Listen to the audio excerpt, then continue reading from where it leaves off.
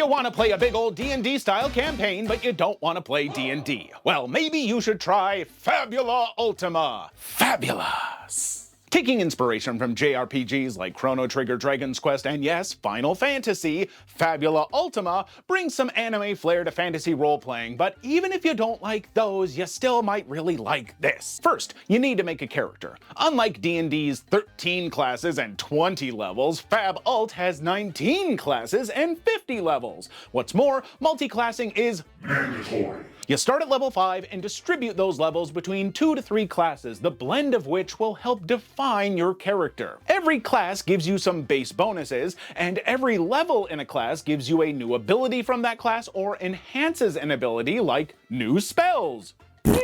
Next, D&D has 6 attributes and this many skills associated with them. Fabadabababa only has 4 attributes, but in a way where less is more. You see, when you do the thing, you roll 2 dice, which you get from your attributes, which are rated in power by size of die.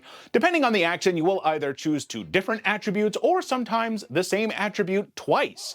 For example, if you want to, say, push a boulder over a cliff, that would be might plus might. But if you want to hurl a large rock onto a specific spot, that might be might plus dexterity since it involves precision. Or you could intimidate someone with a show of force using might plus willpower. It's kind of like Chronicles of Darkness dice pool system, only a little less emo.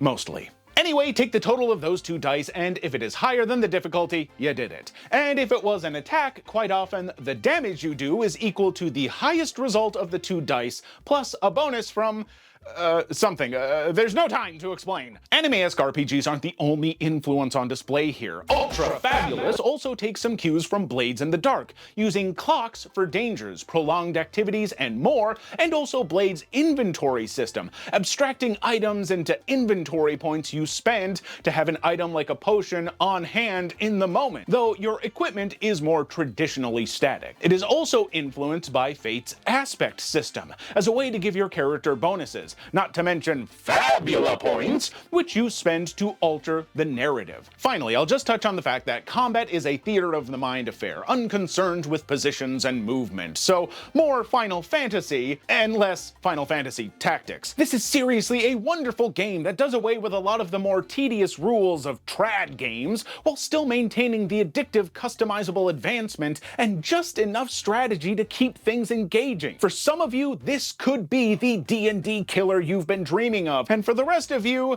well, you'll almost certainly be bugging me about it in the comments. Bye.